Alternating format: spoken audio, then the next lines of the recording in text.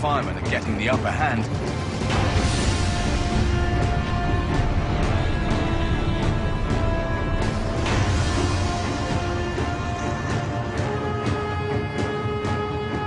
The empty fighter is now on a collision course with a residential area.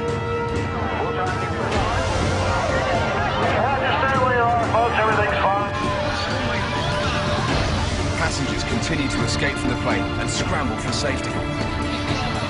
When the critical temperature is reached, a huge blast of heat spreads out.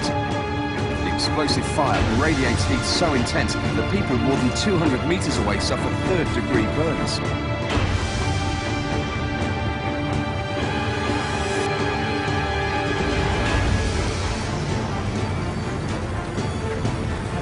There it goes, guys.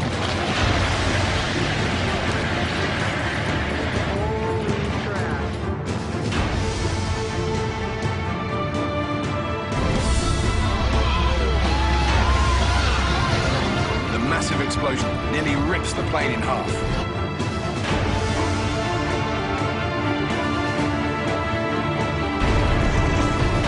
As the explosion erupts, a powerful shockwave spreads across the landscape.